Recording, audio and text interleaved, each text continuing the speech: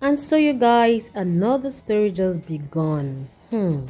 This is really serious. So, at the point we felt Wumi was not going to speak any longer, boom, she begins to speak and spills the milk. Yes, she has opened up all the cankerworms and all the camel's back, including the people that feel they are too strong for her to mention. She also mentioned all of them. Right, you guys are highly welcome back to my channel. If it's your first time, this is Gina Bogwe Ruben's channel. And if you haven't subscribed, please subscribe now. She also mentioned Malian and how they are to pay her husband his royalties, and how she called her father-in-law greedy, and a lot of other things she disclosed in her write-up. For the past 1 week, Wumi has been opening cankerworms back and forth. She's been reporting and saying all the things she knows about her husband's passing. She says she's a young girl, but she's not going to allow anything slide. She must stand in for her husband. So she started by saying, less than 2 weeks after my husband's demise, the self-acclaimed African television CEO Larry Omodia reached out to me, offering to raise 10 million naira for my son if I agreed to do the DNA. But I ignored his message. Afterward, he started harassing me with telephone calls to have an interview with me, which I refused and blocked his number. Thereafter, he and his cohorts started bullying and defaming me on TikTok. Unknown to me, my father-in-law had signed a contract with the African TV CEO, Larry Omodia, on a ratio of 7:30 on my husband's unpaid royalty from the Malian record label. Larry takes 70 and my father-in-law takes 30%. This explains the reason why they were desperate about conducting DNA on my son by not wanting to go through the court process, so the result could be manipulated to suit their grade. On October 31st, Auntie Iyabo Ojo posted an update about me coming out to speak publicly after the coroner inquest. He tested me with a different phone number, again, which I blocked. So this is the message that African TV CEO sent to Wumi the first time that she ignored, then later went to use a different number to send a message to her. So this is the message, and it reads, Cynthia, this is African television.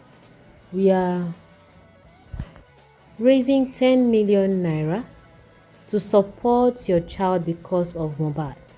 Please call me back to disclose details. I will do so transfer from you concerning the DNA. It is good to hear from you before we publish the story. I will appreciate your call back. Regards, Larry Omodia, CEO, African Television. So that was a message that African TV sent to Wumi. And then she now said she ignored the message. Later on, he went to use a different number and sent her another message again. And so she goes on to say, this is the message he sent to her later. Hi, who is this please? She asked him. And he said, did you tell Iyabo you are going to do DNA and speak after 7th November? She now asked him, may I know who this is? He now replied and said, this is African Television. After that response from African TV, Wumi blocked them again. So she said, when the news of my father-in-law's 7:30 contract with Africa TV CEO leaked online, his bloggers, as usual, all jumped out like Aja Dagbologi to defend him and bully the African TV CEO into silence. But before the African TV CEO went into exile, he stated, and I quote, there is a difference between a grieving father and a greedy father. Baba Mohbad is a greedy father and is not mourning his son. So that was what African TV said about Baba Mohbad. You know, they agreed that he's going to take 70% of Mohbad's property and Baba Mohbad will take 30%. They said, how can they agree on a son who's not been buried? His own son, he will not take 30%. Then the people that know nothing about him will not take 70%. And so she goes on to say, as little as I am, I am still the mother of my child, and nobody in this world is going to take his right away from him, with or without his father. You listen to that.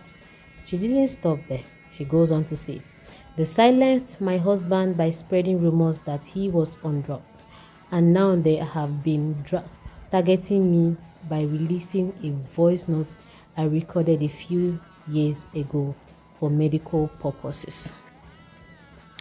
They are attacking our only child by labeling him as an illegitimate. My husband was messed up mentally, psychologically, and physically. If he had continued speaking publicly about his challenges, perhaps he would still be alive today. I wish he had summoned the courage to come public as many times. He should have been alive today, right? As many times as he could. But he didn't want anyone to see his vulnerability.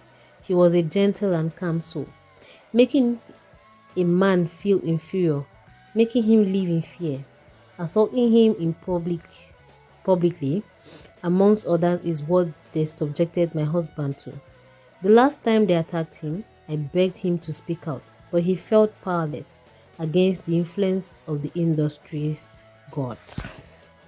At the time we felt all of this is gone, Wumi is beginning to review our pain again, like to remind us of the hurt that Mohbad went. We feel so sorry. She goes on to say, Mohbad would have sought medical treatment after his injury if he didn't live in constant fear. He avoids hospitals because he believed the medical system could be compromised and doctors bribed to harm him. You can imagine his fears. There were just too many fears on a single boy who was trying to make life better for himself. It's on! And then he goes on to say, I know a lot, but they won't allow me to speak my truth. Your favorite fake activists and bloggers can continue defaming me, but I pray God rewards them for their actions. If they eventually end my life too, like they did Mohbad, just know I said it. It may not be direct. So many things have happened since I lost my husband. Yet, I can't speak. I am helpless, but I know God will see me through. This, I want the whole world to know that I try to speak up just as my husband always wanted to. But they bullied him to silence, as they are currently doing to me. Someone should check on Wunmi, guys. Please, let's check on her. She's saying it now before they will say she not talk.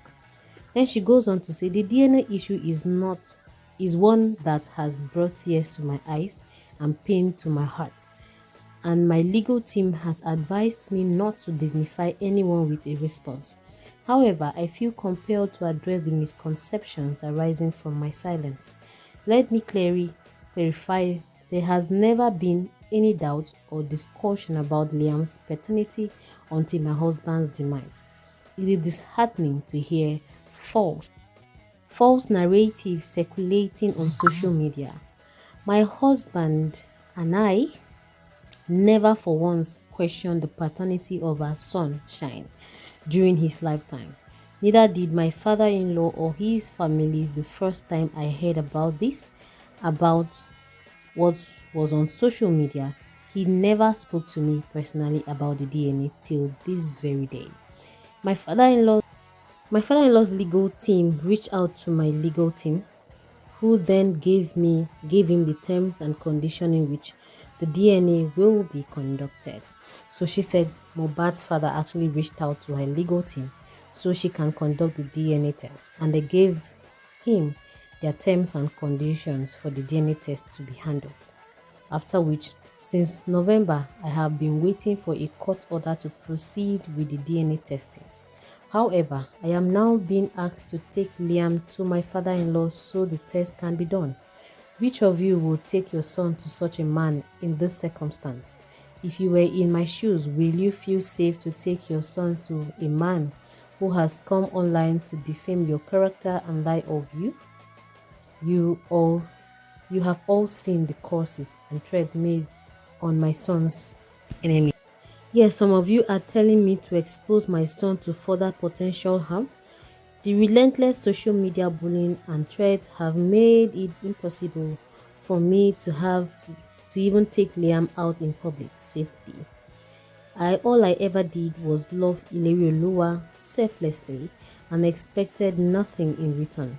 Yet, this is the cruel reality I now face. Liam is our sunshine and the only precious gift Ilerioluwa left me with. I will protect him with every ounce of my bond and until my last breath. This is the story from a mother who cares for her child. You heard her, she's very young, she's just 24 going to 25. See the milk she's spilling out. This is very courageous. I am very impressed with this. She goes on to say, I am using the medium to beg the public to plead with my father-in-law to obtain the court order so the DNA can be conducted. It's been 3 months and he has not made a single move on the DNA process other than soliciting for funds online, instigating the public against myself and my son by setting us up for bullying and defaming by the character. So hey guys, I'm really impressed that Wumi is speaking out now. So let's find a way to help her. I don't know what your thought is, but let us know on the comment section. We've been waiting for her to speak ever since. Now she is speaking. Listen to the voice of a widow and let us know what you think. And please subscribe. Thanks for watching. See you next video.